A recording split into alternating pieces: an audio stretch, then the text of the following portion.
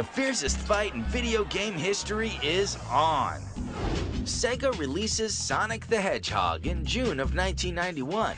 Overnight, the tiny blue creature loop-de-loops into the hearts of Americans. He's every bit the instant classic Sega wants and needs. Nintendo market share starts to budge. A little. After other successful premieres in Japan and Europe, Sonic is on its way to break 1 million sold before the year's end. However, Sega management looks to enter the ever-important holiday season with a very odd strategy: give their hottest game away. Executive VP Shinobu Toyota and Sega America Pres Tom Kalinske pitched the idea of bundling Sonic with the Genesis to Sega Japan Pres Hayo Nakayama. He said to us, "You crazy? We make money from software. And you give that very best title away?"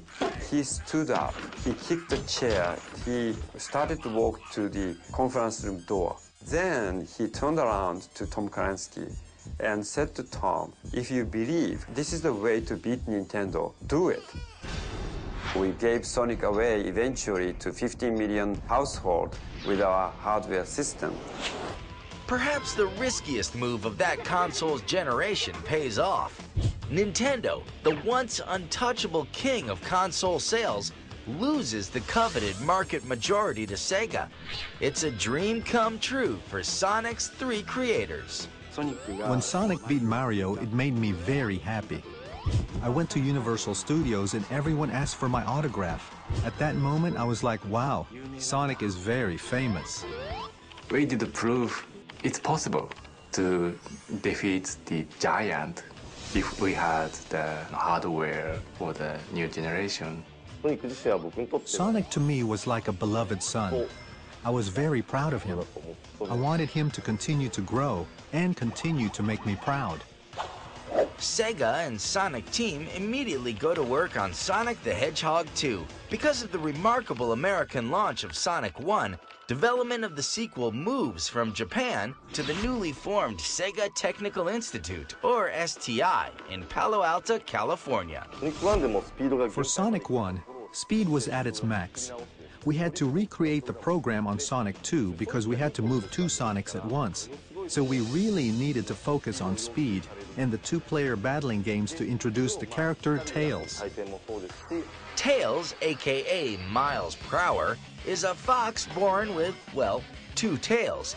They allow him to fly for short periods of time in an effort to help Sonic save the world yet again from Dr. Robotnik. Sonic 2 premieres worldwide in November of 1992 among critical and fan-based praise. It sells almost 500,000 units in the first 5 days. Very impressive for that era. It goes on to sell 6 million. Sonic 2 was a huge success, and it was one of those situations where immediately you have to start thinking, if you're in the games business, how do you top that? What do you do next? Well, 2 things. You make more games, and you take your big star for a walk up Madison Avenue. Sega and Sonic pen numerous lucrative promotional deals with everyone from Hojos to SpaghettiOs. It's as if the entire commerce world wants to slap the Hedgehog's mug on their product, including the Mac Daddy of all fast foods. Sonic figurines are sold in more than 50 million McDonald's Happy Meals.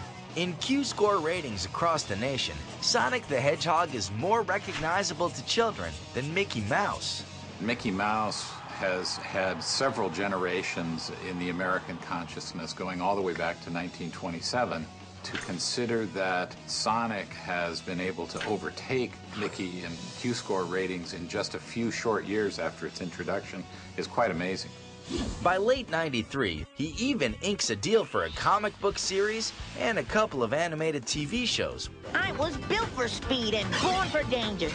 He makes a cameo on The Simpsons and is represented as an enormous balloon in the Macy's annual Thanksgiving Day Parade, the first time a video game character has appeared in the long-running Americana centerpiece.